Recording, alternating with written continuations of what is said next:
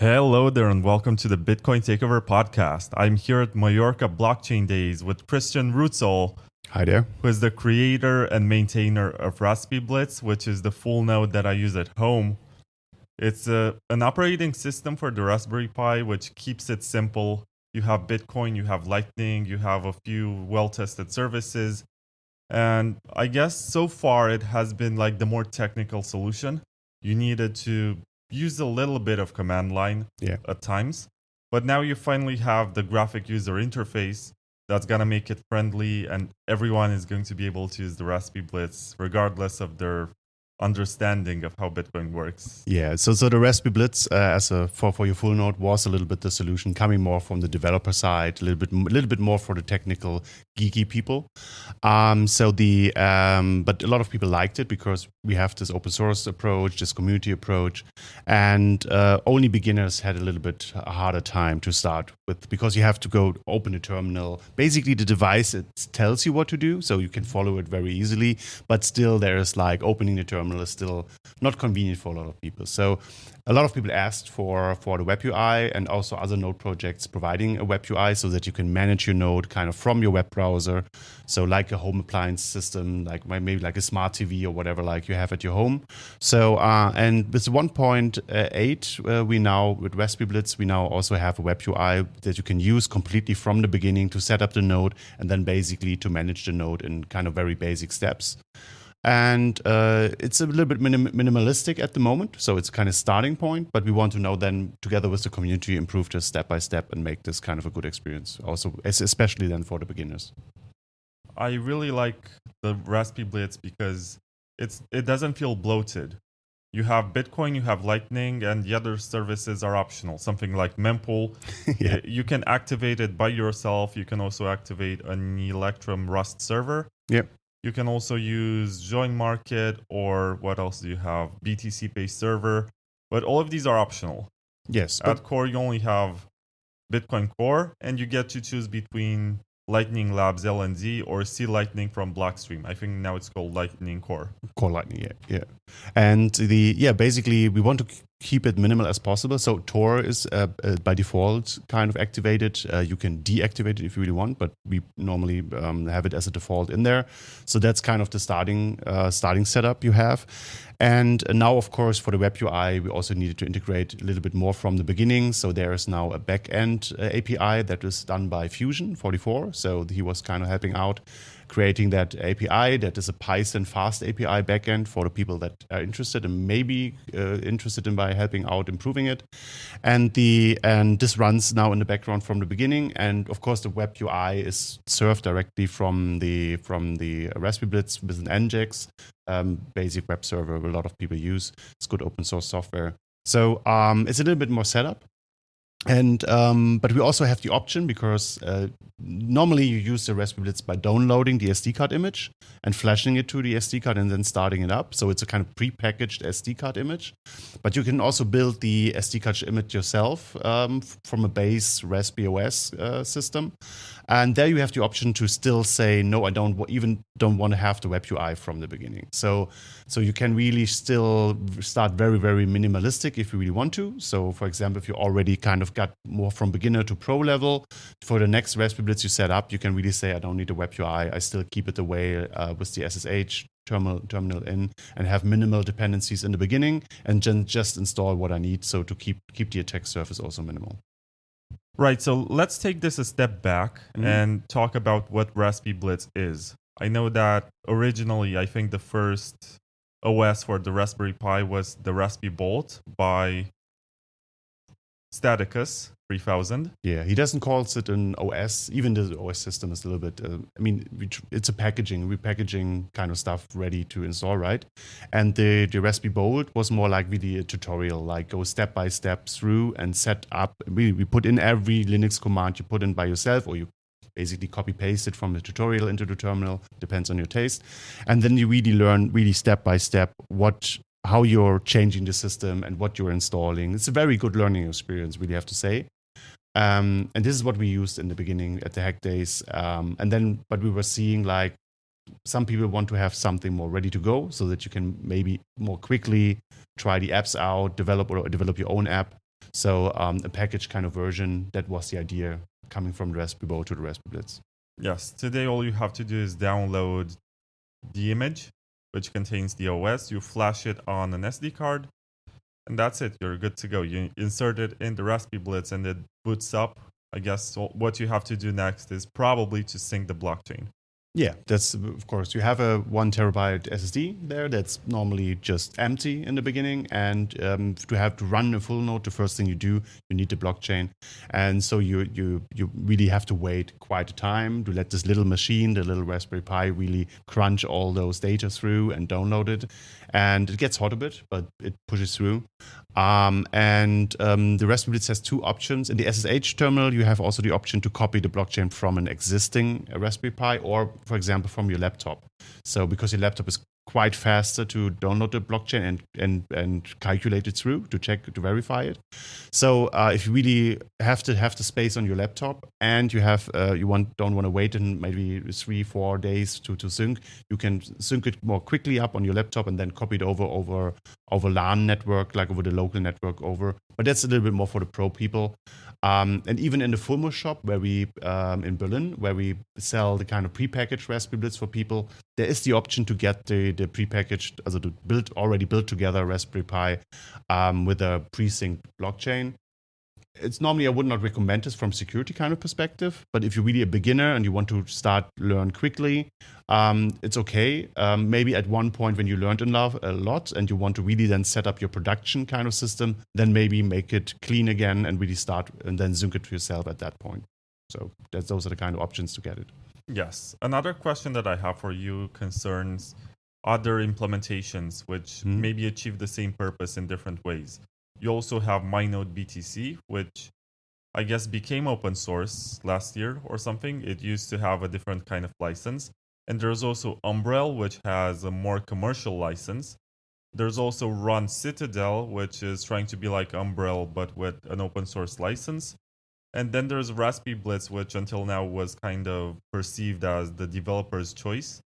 Now it's going to become friendlier, but I'll let you do the talking. What is the difference between these OSs? So there is, I think the MyNode is not open source in that kind of way. I think they still. I have to check again, but last time I checked, I haven't seen. So they have a business model to sell you a kind of a pro kind of level to it. So they're protecting some kind of their code. The RaspiBlitz, in contrast to the other projects, first of all, it has an LCD screen on top. So from the kind of default config, you don't need it, the little LCD screen on top of the Raspberry Pi, but it's kind of the default configuration we recommend. And this gives you from the beginning a little screen that helps you a little bit on status on setting it up. So I think it's very nice to have. This is kind of the first thing maybe people recognize if they see the different nodes. Again, from the license kind of side, there's also the Noddle that is also open source, but the Noddle is a little bit more it's open source. Basically, you can build it yourself, but they're a little bit more concentrated in also selling you the Noddle software, and it runs not on a Raspberry Pi on another board.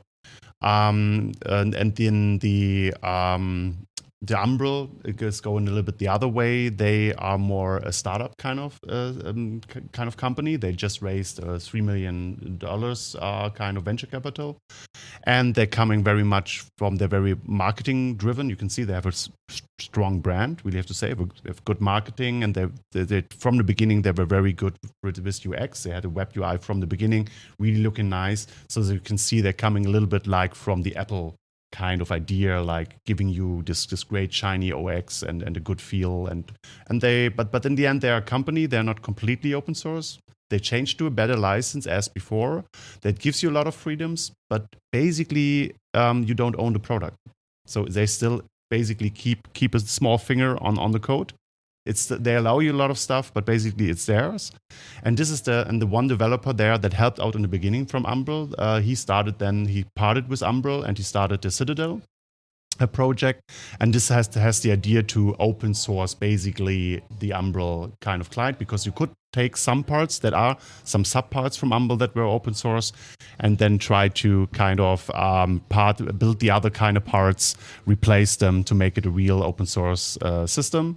We now have to see how they develop on the UI part, because Umbrel made a big change recently, a new shiny OS that really looks more like a desktop computer, not more like a management UI. So we have to see if what will Citadel now present as an option there.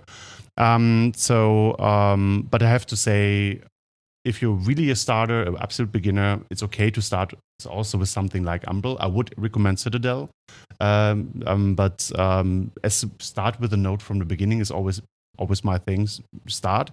And RaspiBlitz, for example, even allows you to migrate then in the end. So if you say, okay, I now saw Umbrel, I've tried it out, and maybe I want to migrate, I have some channels open in my L&D, for example, and I want to move it over to the RaspiBlitz, this is also open for you then in the end later.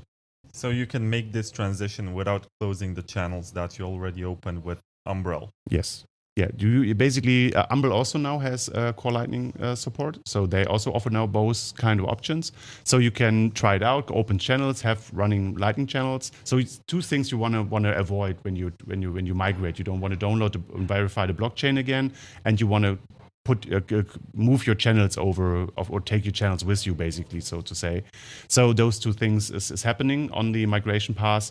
All the other apps that you can install on Umbrel, because not every app is available also on RaspiBlitz, all the data that you maybe have there, for example, if you're a BTC Pay server where you have some data already, like a profile setup or so, this data is not in the migration path at the moment, because there's a limit what we can support. So we concentrate on the most basic stuff like the blockchain and the Lightning data. Right. So Christian, why does open source matter at all? Because when I talk with people and I tell them, RaspiBlitz and Citadel, these are open source, but Umbrel is not. And they're like, I use Windows. Windows is not open source. I use macOS. That one is also not open source. So why is it important when you deal with Bitcoin to have everything open source? I mean, you can even read it in the slogan from Umbrel. This has become self-sovereign. And self-sovereign basically means that you don't depend on other people, so that you really can manage everything yourself. So even you really, it's your node. You really own everything. Meaning the Raspberry Pi itself can be a compromise there on the hardware level, but from the software level, really have the benefit that everything basically is open source. Bitcoin is open source, Lightning is open source. All those tools we basically use, and all the apps that are on the RaspiBlitz, for example, also you can install, it's all open source software. So it just makes sense to be the packaging. If you just package it, to also have this open source, just to be clean here, and that you really can own everything yourself. So it's really open source gives you ownership over your software. So that's basically, first of all, the most important thing, and it's very important because in Bitcoin, because I always like to say, not your node, not your rules. So you want to decide freely and really with all options. If somebody wants to change the rules in Bitcoin, and this is a community decision after all, so what code we run and what rules, protocol rules we run is a decision of every node that runs, and then it finds kind of consensus or it comes to a split. So it depends a bit, and you should have all the freedom. And with Umbrel, for example, they're very open now, allowing you a lot of stuff. So, and they always say we want to also give you all the options in the case of a fork. But what is not possible, nobody, even the developers, for example, if you have a developers at Umbrel and they don't agree with their management, like they have a VC now, there's somebody that wants to get profit out of this and they don't agree, the developers cannot take the code and make a new company and compete with Umbrel, because they are not allowed to use the software commercially. So basically, you see there's limited options. And if I cannot use the software commercially, open source allows you this, just to take this and be a competition to everybody else, then you are on eye level to compete in a fork situation. And you don't have this with Umbrel. So there, and it's a little bit theoretical. It's not something that maybe happens tomorrow, but it's a part of Bitcoin's freedom we should try to preserve and not put kind of, in the end, everything's open source, but in the end we put it in some people's hands and then take this freedom away from us. So I think it's very important to keep kind of even also such systems like the full nodes open source. Yeah, and there's always the verification side of it. It's important to know that your device is doing what it says that it's doing, especially if it's about your sovereign money. That's right. Which is scarce and which can be stolen by a stranger on the other side of the world. You need to really know what your device is doing. But on that part, you cannot criticize Umble because they have every code, the complete code, free to read. So it's online source available. So it's on GitHub. So everybody can check the code and then kind of make his own kind of Umble from it, as long as you do it for your private and non-commercial kind of ways. This freedom they give you. So basically all node projects I know give you at least that freedom. And so, but also what you really need to know, have this ownership of the code. There's still a company that owns that code by license. It's not open source. And this, I think, is still a very important extra point to keep an eye on. A few minutes ago, you implied that the Raspberry Pi is not open source, because on the RaspiBlitz, you have the software, which is open source, but the hardware is not. Why should anyone use a Raspberry Pi to run a full Bitcoin node? And what is the open source alternative that might exist? Open source hardware is still something, really completely open source hardware, especially when we're talking about complete computers. It's very hard to get to, but it's a goal we should keep in mind.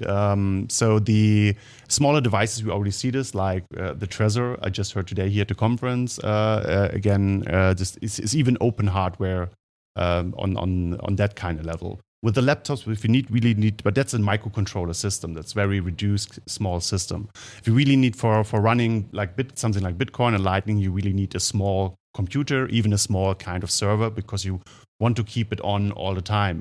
Bitcoin, you maybe don't need all the time on, but as soon as you come to Lightning and you want to be a routing node, basically you have to keep this little computer all the time on. And so in the beginning, it was the idea really then to say we choose the Raspberry Pi, because first of all, it has a very great big community already around this board. It's normally it was widely available. Last month we saw a little bit got difficult, a little bit more difficult, but basically it was very wide supported, very good tested, and it is a small computer that's doesn't consume much power. So when you keep it all the time on, it's not like a laptop with 10, 20, 30, 80, whatever watts that can really count up over time. And compared to a laptop, it's cheaper. So from that perspective, it made a lot of sense to choose to go with this little computer board like the Raspberry Pi. But recently, especially now with the experience in El Salvador, like being there and seeing how communities there, what possibilities they have, it also comes back to the idea that that running all the full node on a laptop is also very important, because the classic laptop setup is something that's so much more available, right? Especially in developing or more or less developed countries, you depend more on a secondary market hardware. So maybe it's a laptop. You can even use a laptop where the screen is cracked or something. So you normally would not use it for everyday use, but the rest is functioning. Then you can get it cheap. And you can really have this laptop. And the good thing with the laptop too, it has a battery in there from the beginning. That's the idea of a laptop, and power outages are a big danger for your data and for your channels. So you can lose even maybe your funds if you really have a complete data corruption on the disk. So have a good battery backup. You can also do this with the Raspberry Pi, but then you need extra UPS system, whatever. It's an extra investment you have to do. And then the laptop already has a built-in battery. So it can at least take you for 10 minutes until the whole device kind of powers down cleanly.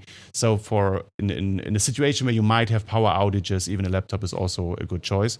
So I have to say a little bit more for the privileged Western kind of world. I think the Raspberry Pi is still a very good choice.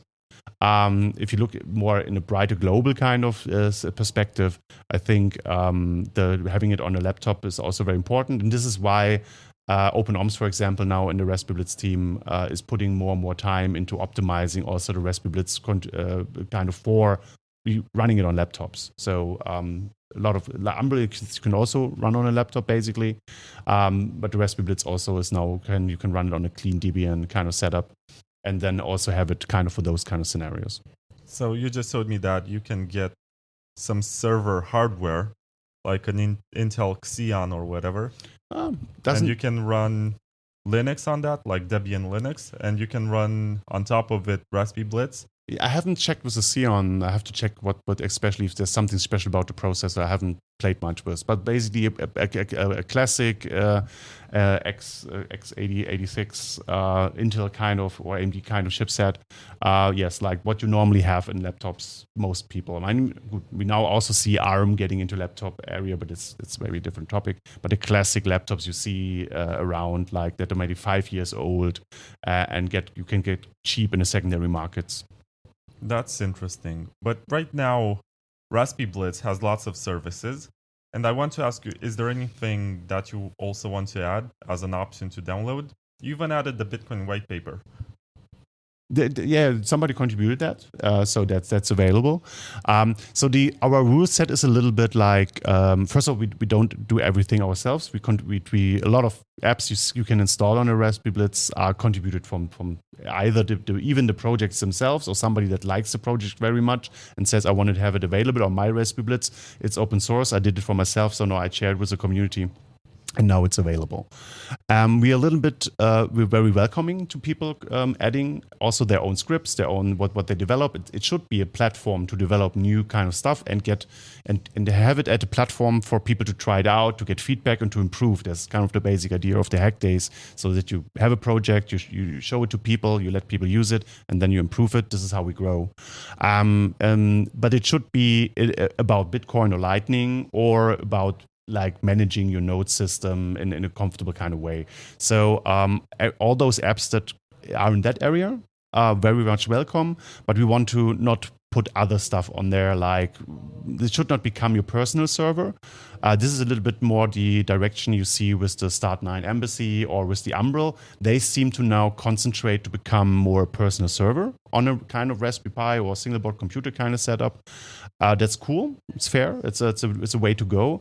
But basically, we want to concentrate to keep our system, also the RaspiBlitz, concentrated on Bitcoin and Lightning, and to optimize on that kind of front and keep also with the dependencies the kind of attack surface as low as possible. There's always compromise, but I don't think it's a very good idea to have this one little computer and have your money there and then have your email server or whatever like on there.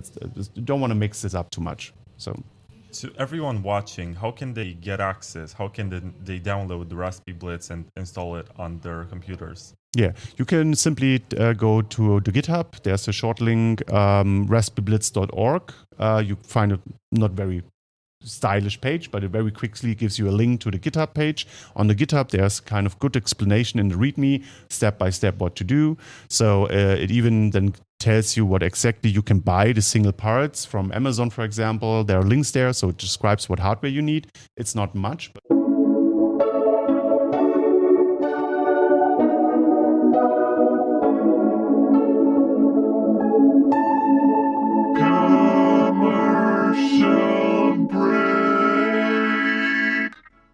after Mt. Gox collapsed, that was really the precipice of me saying, right, this has to change. We need a totally transparent exchanging system and base it on gold instead of fiat. Vaultoro is the hard money exchange which helps you beat inflation with instant swaps between the best stores of value known to man, gold and Bitcoin. Unlike most exchanges, Vaultoro understands the importance of transparency and security. All gold holdings are secured in top-tier Swiss private vaults and fully insured against theft, fire, and more. Maximize your purchasing power today by going to vaultoro.com/Bitcoin takeover.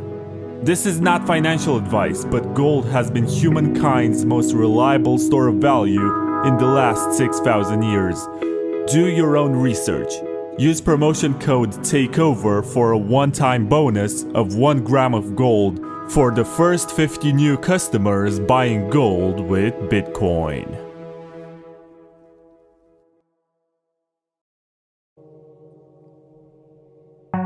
Are you concerned that your friends, neighbors, or KYC exchange might know how much Bitcoin you own? It is time to take your financial privacy seriously with Wasabi Wallet. a free and open source wallet solution which makes use of mega coin joins to mix your coins with those of hundreds of other strangers. Thanks to the groundbreaking Wabi Sabi engine, your coins get divided in smaller, untraceable units, which grant you great anonymity for both hodling and spending. Download Wasabi Wallet 2.0 today at wasabiwallet.io and take advantage of the mega coin joins. It's free and it's open source, so don't trust, verify.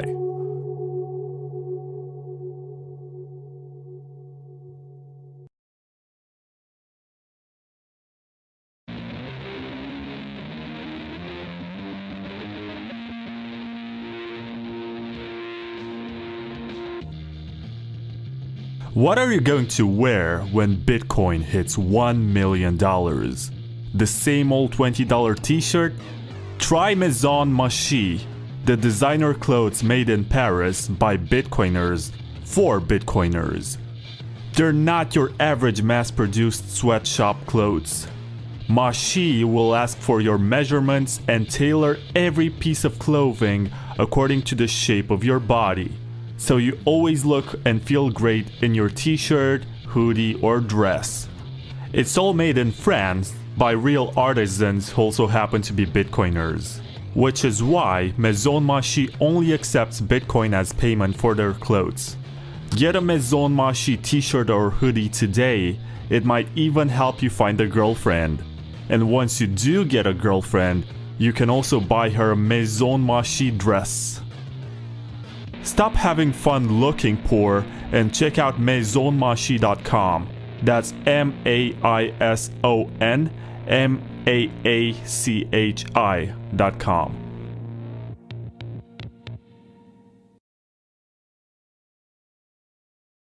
For my next question, Christian, I'm going to travel 3 months in time and in space and change our clothes and have my hair grow longer and stuff like that.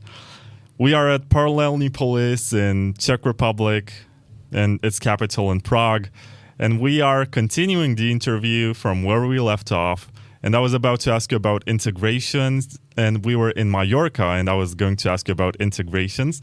And in Mallorca, we had Matt, who presented something about integrating NixOS into various systems, and that's where he came up with the idea to integrate NixOS into RaspiBlitz. And today, Christian, you did a presentation about RaspiBlitz and NixOS, and Matthew also joined on stage. It's crazy how fast stuff develops in the Bitcoin space, but it's also inspiring, and I'm happy that I get to have you both to continue the interview. And this is a first for my show, an interview that's 3 months in the making. We started in July, we finish it in October. So let me ask you the question right now. What are the various integrations that are coming into RaspiBlitz? Yeah, so between our interviews, we now released the 1.8 RaspiBlitz finally, so it's out. And you can see in the web UI already like some new website, some apps that you maybe already had on the SSH, but now available on the web UI. That's all great and that's all good. And one thing we were seeing is installing these apps can fail because it's bash scripts running. They can fail, can have problems. So the whole packaging needs a little bit more optimization and be more robust. And probably we heard about reproducibility would be a nice thing to do. And there, Matt came up with the idea of maybe we can redo. Basically, it's not an integration. It's more like in redoing the kind of system all behind the web UI, all behind the API with a Nix-based system or Nix-based setup. So the idea is that we will re-architect the project away from bash scripts that were written by you and others, and that were contributed by you and others that make various assumptions. Nix is basically embodies the don't trust, verify motto, because it compiles everything from source, but equally it also allows you to download binaries for some things, right? So the Nix thesis calls this binary distribution is a runtime optimization of source distribution. So it is both. It is Gen 2 and Debian at the same time. And this is going to improve user experience. make things more robust in the background. But users don't really need to know about this. It's more of an implementation detail. Yeah, and just don't to confuse people. This is more like a research topic, and we will try to do it like in parallel to the RaspiBlitz. So there will be the classic RaspiBlitz right it is right now. It will be improved. All the web UI will grow and will be continued. But basically on the side, as a side project, it's kind of a parallel development to see if we can, under the hood, basically exchange stuff with the Nix setups. And it's a good time to do it because the web UI has this reduced set of features now, because not everything you could do with SSH, like login on the RaspiBlitz, is on the web UI. It's a very reduced feature set, and this gives us the chance now really to reproduce all those features that you have in the web UI under the hood with Nix, and then on top you have the web UI, basically. And at one point, you'll be maybe able to change from the classic RaspiBlitz setup to a NixBlitz kind of setup, and continue kind of using your Raspberry Pi. Yeah, so this is all about reducing state, handling state better, educating people about what state is, things that if you lose them and you didn't back them up, then you're going to cry about it. That's what state is to me on a computer system. And using Nix, we're going to be able to separate the program from the state. Separation of stuff from state is the reason why we are here, I guess. It's part of the revolution, even if the state means something else. Smash the state. Smash the state. Use that hashtag and send this episode to a friend. Anyway, I was going to mention also something about integrations, because on the way here, we met Melvin Carvalho, who is also a developer, and he works on Nostr. And basically, he tried to pitch to you integrating Nostr, which is on top of LNbits, into RaspiBlitz, and have some sort of bridge or whatever. I think also I've introduced you to some other developer a few months ago who wanted to introduce stuff, and you said basically they have to develop it and maintain it, and that's your condition. Generally, what are the terms for people to add extra applications into RaspiBlitz? So basically now on the classic RaspiBlitz setup, you can start very, very easy, very, very quickly, because you have the access. You can build very quickly a bash script to install stuff. So basically it's on one little bonus script that can just install stuff. Then it's available as an experimental feature. We can add this basically to the scripts for people to try out. Once this gets more improved, it can go into the SSH menus where you can install it. And if then really people commit to maintaining it, and there's a demand for it from the people for the users outside there, then we can see if we can level it up in the web UI. Said all that, the criteria of what to add and what maybe not to add, I mean, I don't try to be kind of too strict on this, but what my focus is that it's best to have a really Bitcoin focus and or a Lightning focus, or maybe managing your node in a certain way, so then some close connection to this should be seeable in the stuff you want to add to the RaspiBlitz. Everything else goes more into the direction of a more home server system based on a Raspberry Pi. Maybe that's a little bit more the territory Umbrel is now going for. They've changed focus from a kind of full node setup for Bitcoin and Lightning to a home server setup. So if you're more in this direction, I think maybe the Umbrel platform is a better thing to integrate your apps to. But if you have the Bitcoin and Lightning focus, RaspiBlitz is very welcoming you. And if there's some nice connection to Bitcoin and Lightning and a good integration, like Nostr, I saw the chat program has some LNbits integrations. So this could be in the area, but it's already on the edge a little bit. So we have to see if this makes sense or not. So and in the end, it all depends on the commitment of the people contributing those features and apps. So while we were in Mallorca, since we were in Mallorca, some stuff has happened. First of all, we had a podcast that ended up becoming very popular, which basically presented the Raspberry Pi as an unreliable kind of system on which you can run a node. And then my node died, which was a coincidence. It was first of all an SD card failure, and then the entire board kind of stopped working. And I was going to ask you something about the Raspberry Pi and also about the Mallorca situation, Matt. I know that while you were there, you used the Raspberry Pi 400 and the TV that you found in the hotel room to basically run NixOS on that device. And I think Still, the Raspberry Pi is promising and shows a lot of potential for what it costs and, what it is as hardware. And the fact that we create software that runs on it is admirable and proves that decentralization works and is for everyone. So I was going to ask you if you changed your opinion about it and if you're going to bring RaspiBlitz on some other OSs, like to run it on Linux or whatever.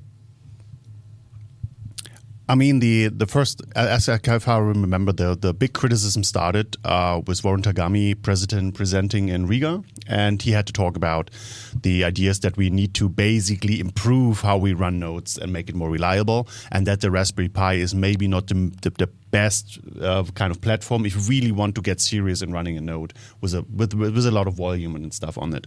So he had multiple kind of criticisms in there. One of them was that the Raspberry Pi OS, on which kind of the Raspberry Pi builds on, is not very good in security patching. So it takes a little bit longer time until this arrives, and this could be an attack surface if you really run your node there. And this is also one reason we're talking about like maybe changing the base in when we go into a Nix setup. So maybe, Matt, give us an overview. What could Nix bring to the table of more security patches and be more quicker there to have a stable and secure platform? Well, what I can tell you is that NixOS actually gets security patches and kernel patches, and even the latest kernel releases from Linux upstream faster than any other distribution of Linux that there is. It is faster than all of them. So we have a massive advantage because the Nix build system allows us to patch things like OpenSSL very rapidly, and it's trivial to implement. And other distributions have a tough time with that. So yeah, NixOS is going to improve the security situation. It's going to improve the software supply chain, and there's going to be less supply chain attacks possible. You're going to be able to choose what software you want to compile, what software you don't want to compile, what software you trust, what software you don't trust so much so you want to compile from source. It's going to improve the trust relationship. It's going to make everything easier for everyone. Yeah, and as far as I remember, the talk in Riga from Warren was also like he said we should get more closer to like Bitcoin Core is doing the kind of security models, reviewing codes and stuff. So the reproducibility is a big factor for developers to look into the code and basically say, okay, this outcome here is really what the code is, and people can trust it. So this is more, I think, also assist or a kind of a method we find more closer to a Nix kind of setup, right? Yeah, and one of the things that Nix is going to bring to the table is VM tests and testing of infrastructure before we give it to client devices. Devices will not end up in different states. They will all be homogeneous. So it's going to be a much more improved setup. Yeah, so I think at least those kind of, this is from the system setup. I think this is at least going in, answering in this direction. Then you ask a little bit about the architecture thing. So is the Raspberry Pi really the best platform? I mean, we already started in the now say classic RaspiBlitz, but that we keep in mind, OpenOMS already started very early on to try it out on different kind of architectures, other kind of single board computers. We fell back to the Raspberry Pi early on because it was the most reliable single board computer, like from the build quality and all those kind of things, and also most kind of ecosystems you could get it a lot of places. This changed. Sadly, now in this situation, it's very hard to get a Raspberry Pi at the moment. So all those kind of ideas, and also seeing like when we go into other countries like El Salvador and stuff, it's very hard there to get a Raspberry Pi. But what you have there are old laptops you can get. So OpenOMS already looked very, very recently, even before the criticism came up, to how can you run a RaspiBlitz setup on an old laptop, for example. So this was already starting. And I think also then with a Nix setup, it makes it very, very easily to support other architectures and system setups. Yeah, Nix doesn't really make any assumptions. So whatever we build with Nix will end up being able to run on any piece of hardware.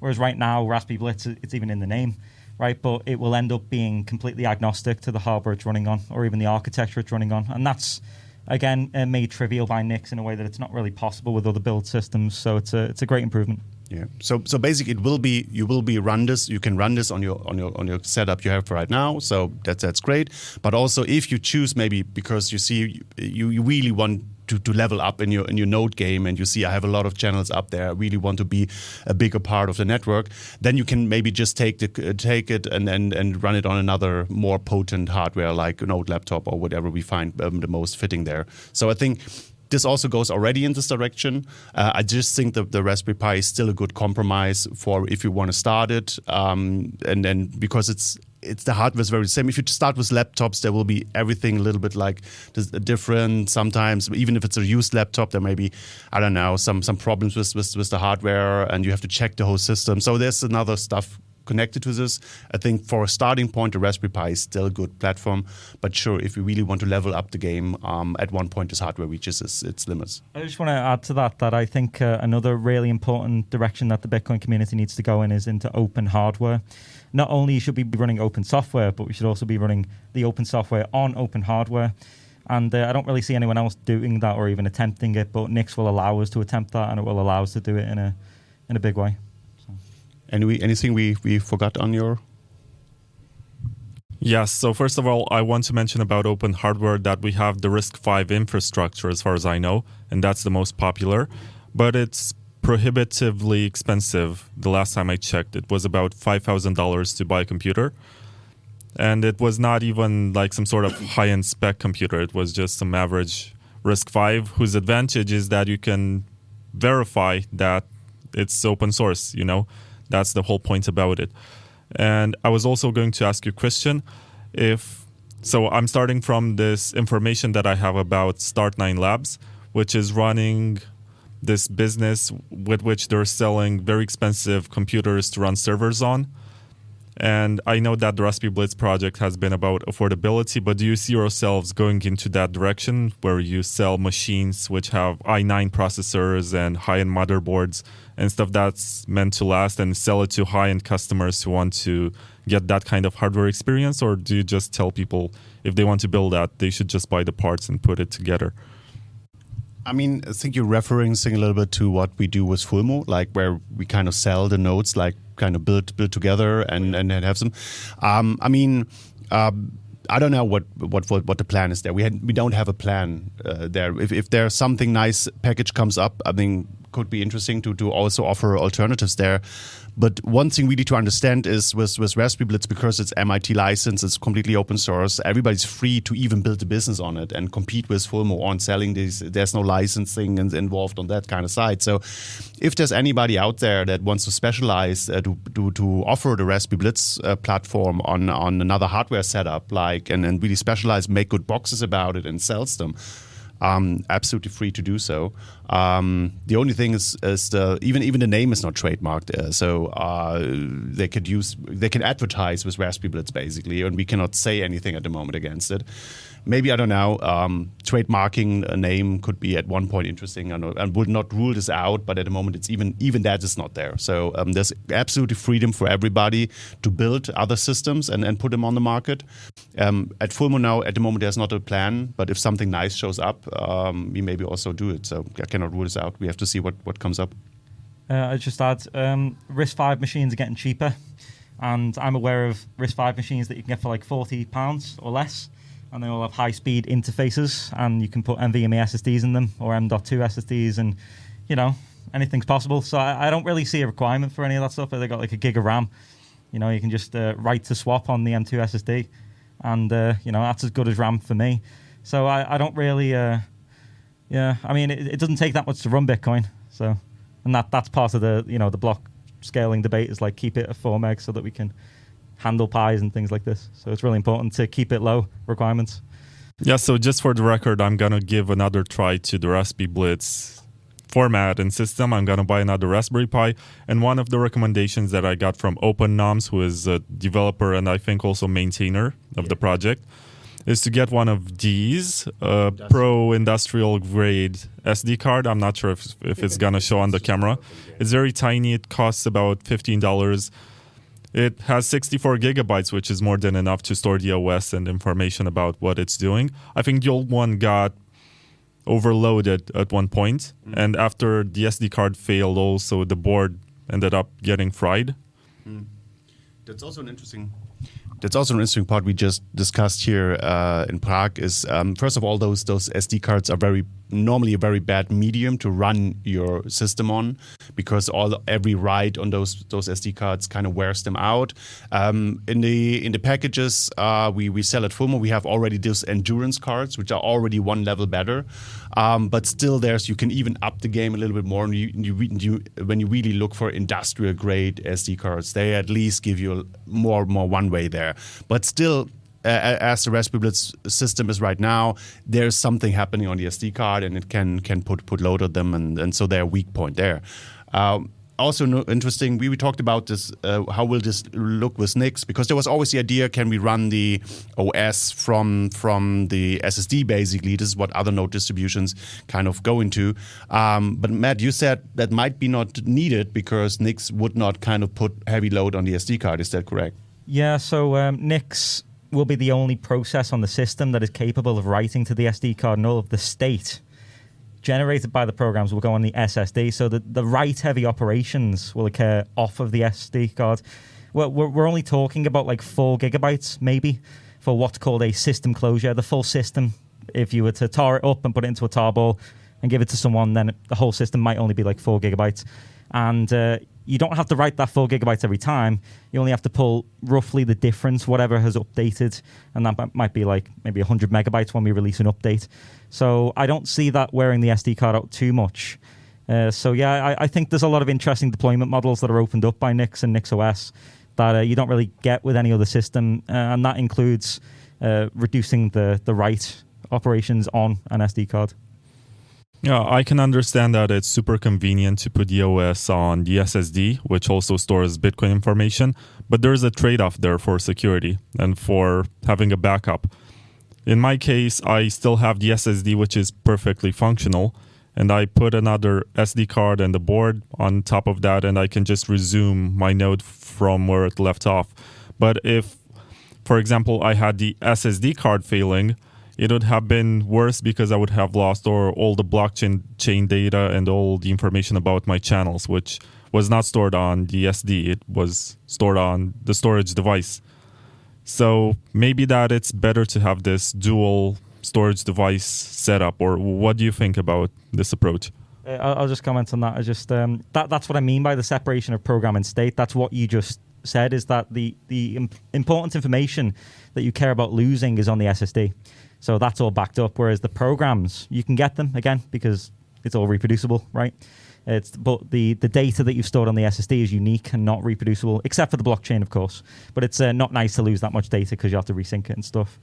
But yeah, I also want to say that it's really, this is why we should look into RISC V and machines that don't even have an SD card, and they just take a M.2 SSD and you pop that in, and it's just reliable from the get-go because it's better hardware. And they're getting cheaper every single day. So it's a more interesting offering, I think. So Matt, you mentioned something about a $40 RISC V board. How does that compare to a $40 Raspberry Pi in terms of specs? I don't have the details to hand, but you know, there's new RISC V boards being generated every single day by random Chinese companies and other competitors because it's all open. Anyone can produce it. With the Raspberry Pi and the Raspberry Pi Foundation, they just make a lot of it's good hardware, right? And it's battle tested and all of the quirks are worked out. And they even have things like components on the board that you can't fry them so easily. I've forgotten what they're called. But anyway, the specs are comparable and they're coming to parity. And there's an article I can give you a link to that you can put in the description that compares like a Raspberry Pi Zero to the RISC V offering, and it's basically the same. And that's like below $40. That's like $10. And some of these boards are coming out with like 512 megabytes of memory and M.2 slots. And I think they're like really interesting nodes, or could be good nodes. Yeah. So how long is it going to be until we get like a mass adoption of RISC V? Or do you see that happening? The moment that you're able to buy them on eBay, because like right now you have to go into Alibaba. It's kind of more experienced like buyer. I don't see regular people doing that. But if we could buy them up and then resell them, then that's one avenue. But yeah, RISC V's already kind of taken over in a lot of ways. It already runs the software, and that's the biggest challenge, is getting the software compiling for that architecture. and that's already coming to fruition. So, are you going to rebrand the RaspiBlitz into the RISC Blitz? Now we had a short talk about names. It's still in the finding, but I think NixBlitz was kind of a good compromise there, because it keeps the kind of blitz recognition, but now it shows that it's something is happening in the background differently. And again, this is still a research project to be. I mean, we talked a lot about now because it's such interesting to think in this direction, but it's a research effort. So and of course, naming is always nice to have in the beginning because people kind of remember that. But we have to see what will be final in the end. So we will see there. The way I see it is Blitz is Christian's idea. And we are all going to implement that idea or that concept in the language of our choice, right? And my language is Nix, and anyone can implement it, or at least that's the goal, right? Is that you've got an API, and anyone can implement that API any way they want, and that's where we're heading. Yeah, and that's also the good thing about the backend API that Fusion 44 has created and is working on, is that his goal is to have it not completely tied to the RaspiBlitz system as it is right now. He tries to keep it in an abstract kind of way, so that it's possible then hopefully to have this kind of standardized API, so the web UI can be reused, but on the background people can change, and if somebody else wants to go into another direction than Nix, they can also try to do this. But it's still, again, it's a lot of work. And I think I really liked the Nix idea going into this direction. And this is also a call out to the audience. If there's other Nix enthusiasts out there, please assemble.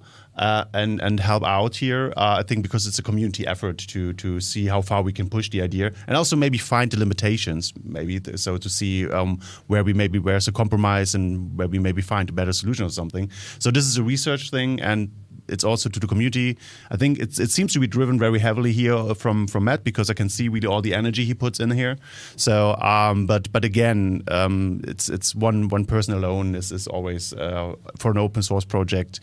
It needs more people, and check out on the GitHub we have the issue open just search for NixBlitz on the issues on RaspiBlitz repo, and there you can join the conversation and we can push this idea further.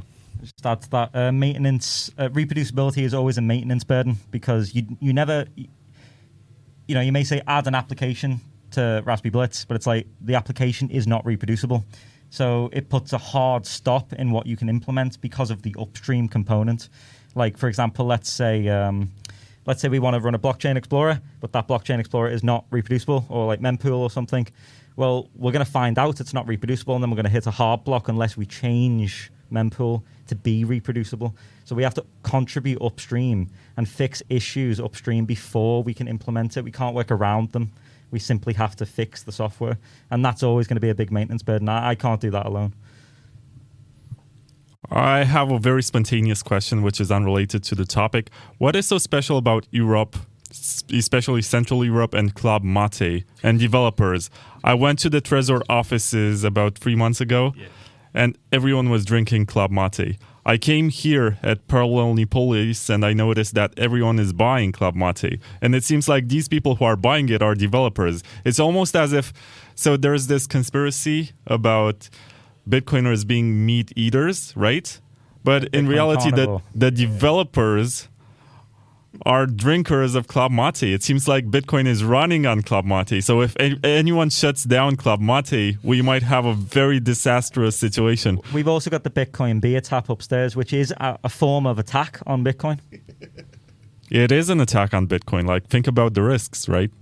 Yeah. I would prefer a coffee tap or something like that, or a Club Mate tap. Caffeine is the good stuff, and alcohol is the bad stuff. If you're listening to this, like, coffee company, whatever, you can sponsor Bitcoin Takeover or whatever. I'm kidding. You can't. I'm not interested. They actually have Bitcoin coffee upstairs. It's in a pouch. Oh, yeah. Maybe is that the bulletproof coffee? They've also got that.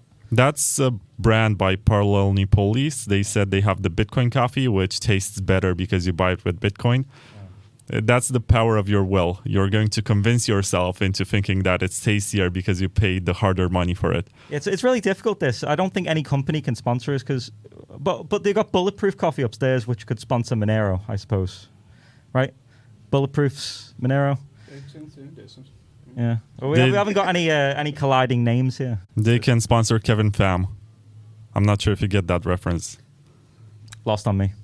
Yeah. I'm sure that there are people listening who will know what I'm talking about. There was a panel with Kevin Pham where he was sitting there with a Kevlar vest. I did so. After he turned into a BSV shill, he started wearing a Kevlar vest. And they started calling him Kevlar Pham because whatever. But yeah, he's bulletproof. You can sponsor him, coffee company, whatever.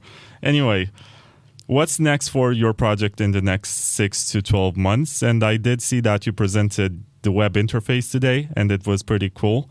And you also did that presentation about the web UI and the API and the backend, I think, if I'm not mistaken. I need to re-picture that image in my mind.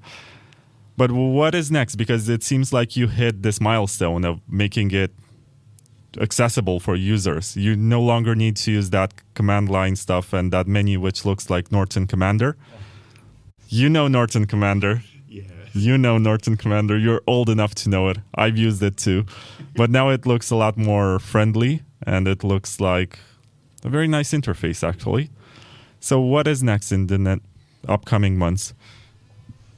Yeah, so one key point also of my presentation today was to let people know we finished to make it functional, to have it as a web UI.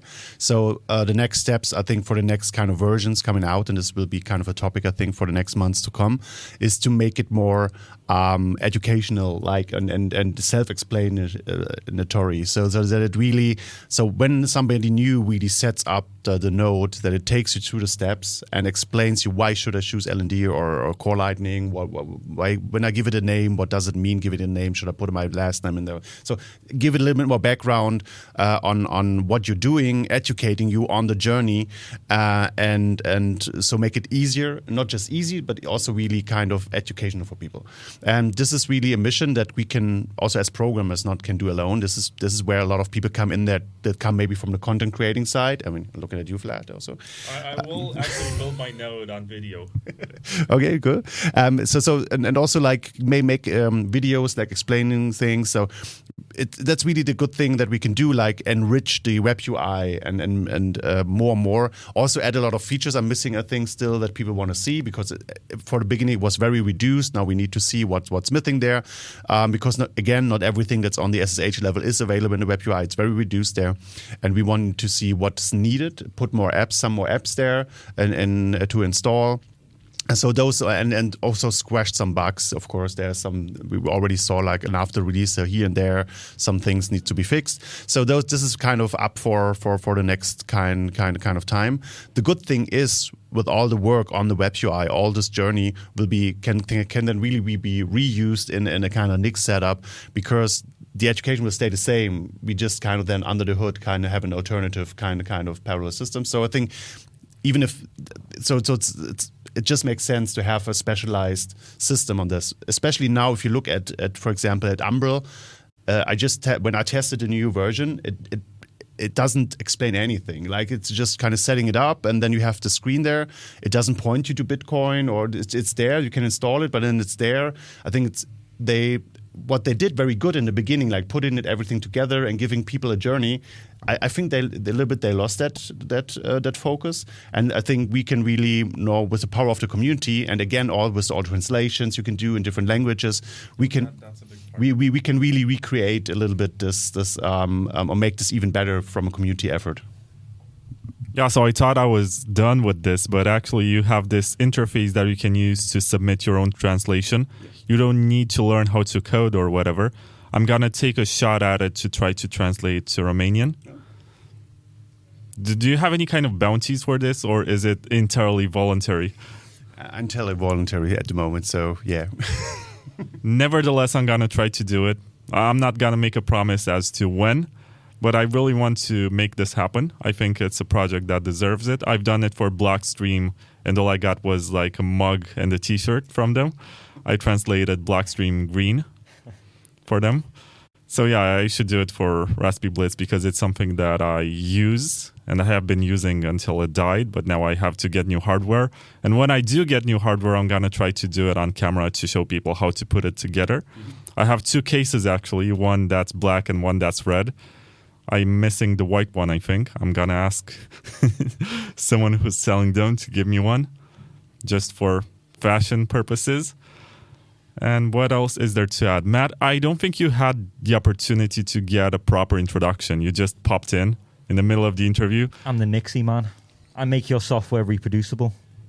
I like the way that sounds, but if you were to introduce yourself for the first time to someone who never heard about you, what would you say? I don't know. I like nothing. Nix in Dutch means nothing, so I'm the nothing man. You're the nothing man. That's a Pearl Jam song. I know Nix. I know nothing. That's a Pearl Jam song, Nothing Man. Is it? Yeah. It is. You're going to get sued or something, but that's fine because you're wearing your face covering and your hat and nobody will know. I'm totally unidentifiable. No one will ever know who I am. You have an anonymity score of 1. Is that your analysis? You're the only one in this whole building who's wearing this mask on his face, so... You're easy to identify. Yeah, it's weird how that works, isn't it? Everyone running around with the balaclavas on are actually more easily identifiable than people without balaclavas. They blend in less. Yeah, that's how it works. Security and privacy sometimes are contrary to each other. Indeed. We don't blend in enough. Yeah. It's the same on the blockchain. When you look and you see one coin joining, and you're like, okay, let's look at the privacy advocates, and we find the possible suspects, and that's how it works. Yeah, just to answer your question, if I was to introduce myself, I'm Matt, and I like making things work properly, and I like revolutionary technologies that change the way things work instead of the status quo.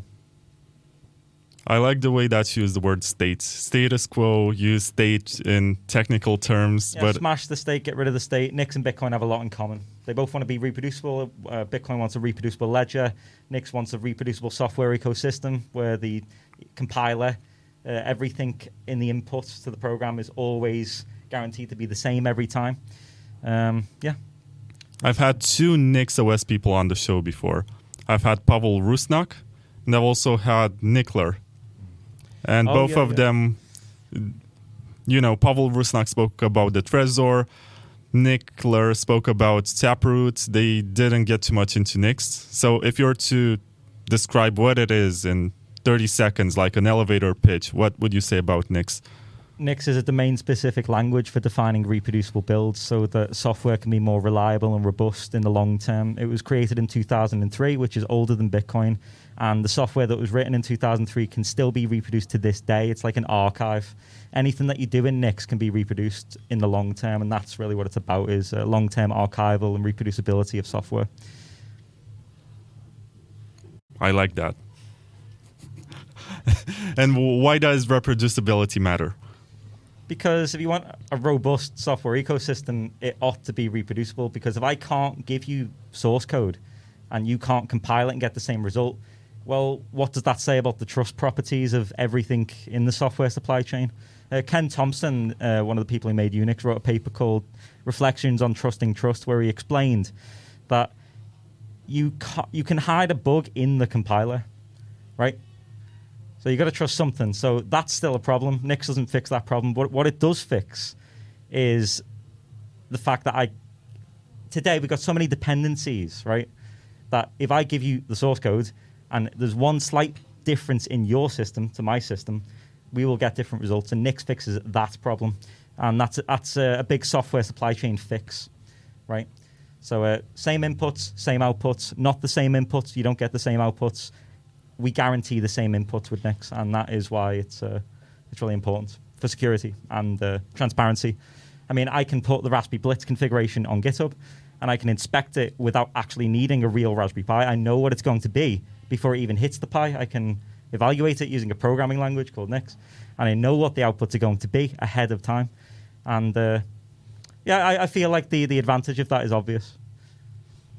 Yeah, there is this website which is called walletscrutiny.com, and it analyzes Bitcoin wallets from two criteria. The first one is open sourceness, and the second one is reproducibility. And there are some wallets that are not open source that you think they would be. And there are some wallets that are open source and they brag about it, but they're not reproducible. And I think only like 4 or 5 Bitcoin wallets are both reproducible. I mean mobile wallets, because they looked into these first.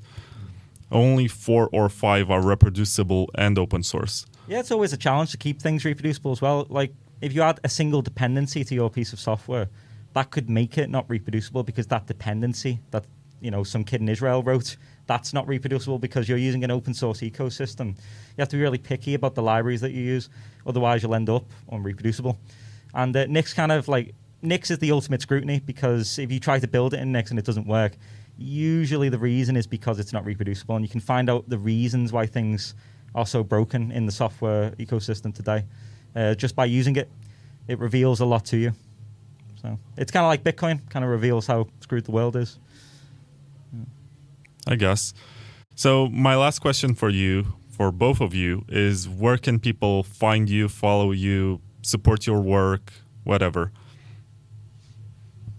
I mean, basically on RaspiBlitz on the GitHub is basically where the work is done, and where you can give feedback, especially now on the web UI that's out now, the first version. Please give feedback on it, what can be improved, or what you're still missing there. And of course on Twitter, you can follow me as Rootzoll or Roots. So that's the most common ways, I think. I'll put those in the description. That's nice. Thank you. As for me, you'll probably find me in the Git commit log for RaspiBlitz in the future. So just look in the Git commit log and you'll see me as Matt, and you'll be able to work it out from there. So. I prefer Git commits to Twitter. Thank you very much, and I hope I'm going to see lots of promising results. Maybe next time we meet, you're going to have a Romanian version of RaspiBlitz, and maybe it will be more reproducible. Let's see. Let's hope so. Thank you.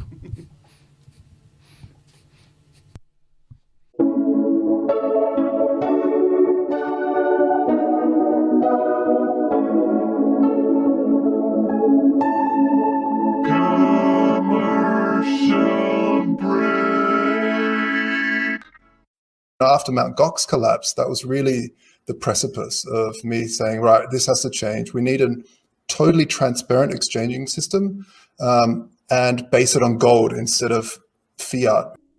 Vaultoro is the hard money exchange which helps you beat inflation with instant swaps between the best stores of value known to man, gold and Bitcoin. Unlike most exchanges, Vaultoro understands the importance of transparency and security. All gold holdings are secured in top-tier Swiss private vaults and fully insured against theft, fire, and more. Maximize your purchasing power today by going to vaultoro.com/Bitcoin takeover. This is not financial advice, but gold has been humankind's most reliable store of value in the last 6,000 years. Do your own research. Use promotion code TAKEOVER for a one-time bonus of 1 gram of gold for the first 50 new customers buying gold with Bitcoin.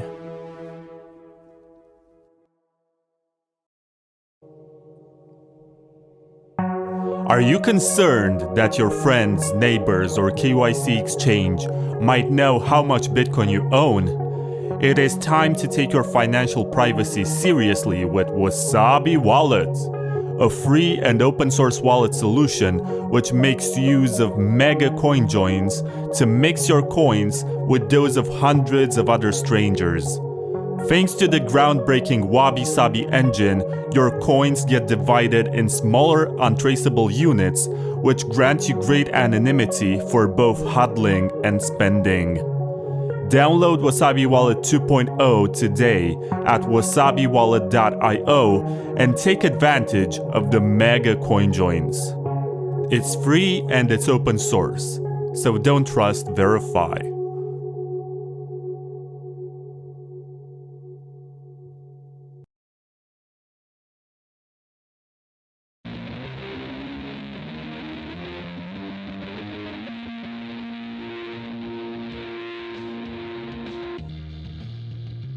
What are you going to wear when Bitcoin hits $1 million? The same old $20 t-shirt?